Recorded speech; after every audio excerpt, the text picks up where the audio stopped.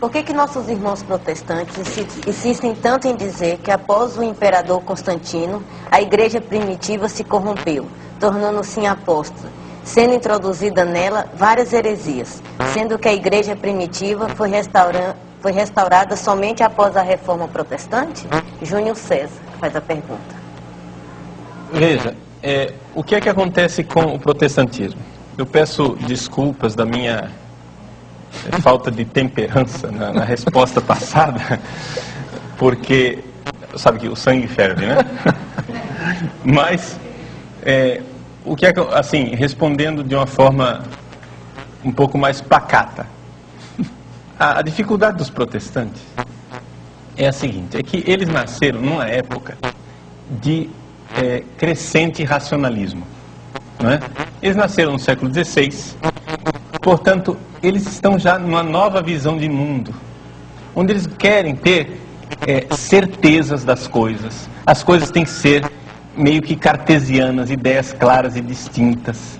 As coisas têm que ser bem objetivas. Então você pega o mundo de Calvino, por exemplo. O mundo de Calvino é um mundo muito simples.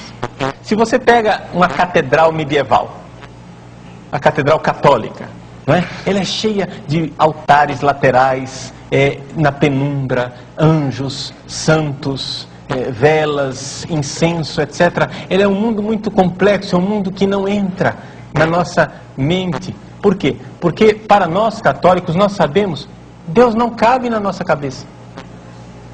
Portanto, o mundo invisível de Deus, dos seus anjos, dos seus santos, é um mundo que ultrapassa a nossa racionalidade. O que é que faz Calvino? Ele entra numa catedral gótica, como a Catedral de Genebra, não é? Varre aquilo tudo, limpa as paredes, transforma aquilo numa sala de aula com um púlpito. Cada um pegue seu livro e vamos estudar. Sala de aula. Esse é o culto protestante. Não é?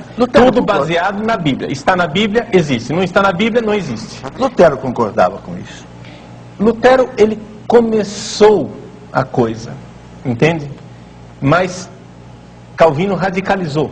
E, na verdade, os protestantes que nós temos aqui no Brasil são 99% calvinistas. E não luteranos. Entende? Por isso eu estou pegando Calvino para entender como é que é a mentalidade dos nossos irmãos evangélicos aqui no Brasil. Não é? Eles querem uma certeza, como isso daqui fosse um receituário, como se a Bíblia fosse um receituário muito fácil de ler. Não é? Sem dúvida alguma, sem problema nenhum, está escrito, não está escrito, não está escrito. Só que a gente sabe que a Bíblia é um mundo. A Bíblia não é assim tão fácil. Você encontra uma afirmação e você encontra 10 outras que aparentemente contradizem. Ou você entra primeiro na Igreja de Cristo, forma a sua fé na Igreja de Cristo, e aí você é capaz de ler a Bíblia, ou então a Bíblia vai ser sempre uma faca de 2 gumes e vai terminar havendo divisão em cima de divisão, como as igrejas protestantes são divididas. Eles nunca vão entrar de acordo. Todos eles têm a mesma Bíblia, mas nenhum deles entra de acordo. Entende? Então, a grande dificuldade é essa. Esse é o grande problema. Então, eles falam que a Igreja Católica é o cristianismo paganizado, né? Que se paganizou a partir de Constantino. Mas isso daqui não tem fundamento nenhum. Ah, porque veja só, a liturgia de vocês é a liturgia dos sacerdotes pagãos, é a liturgia, vocês usam insígnias dos imperadores romanos, e tudo isso é paganismo. Como se, ou seja, para você que é católico que está assistindo, para a visão dos evangélicos calvinistas, é como se nós fôssemos uma espécie de sincretismo religioso, como é a macumba. Entendeu? Ou seja, um negócio que era cristão, mas aí misturou com orixás, com divindades pagãs. É essa ideia que eles têm do catolicismo. Que nós somos sincretistas. Pois bem, por que é que nós não somos sincretistas? Nós não somos sincretistas porque o nosso manual de liturgia não são os cultos pagãos. Nosso manual de liturgia é o Apocalipse. Vai lá, abre, meu irmão. Está lá, incenso, túnica branca, né? Altares, tudo isso está no Apocalipse. Esse é o nosso manual de liturgia. Depois outra coisa, antes que houvesse Bíblia canonizada no Novo Testamento, os 27 livros, nós já tínhamos o nosso culto cristão. Vá às catacumbas, por exemplo. Você visita lá na catacumba de São Sebastião, em Roma.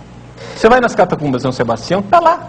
Tem grafites dos primeiríssimos cristãos escrevendo lá: Pedro e Paulo, reze por fulano.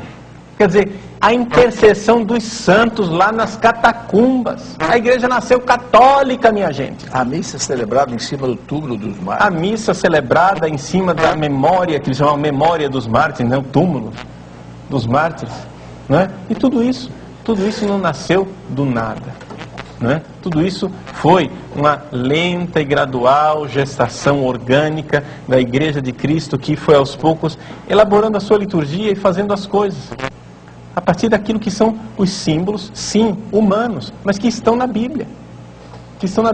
Nós não precisamos que tudo esteja na Bíblia. Nós cremos na igreja, que é santa, mas que tem membros pecadores. A Igreja Católica, ela é santa. E diria mais, para você entender a palavra santa, a igreja é imaculada, sem nenhum pecado. Como esse bando de pedófilos aí dizer que a igreja é sem pecado? Veja, quando eu peco, e eu peco, né? Eu me confesso. Os padres também se confessam. Não sei se você evangélico protestante está assistindo, você não sabe disso. Nós católicos não temos nenhuma ilusão de que os padres pecam. Aliás, o Papa também peca, o Papa também se confessa, não é? E todos nós somos pecadores. Nós não estamos negando isso.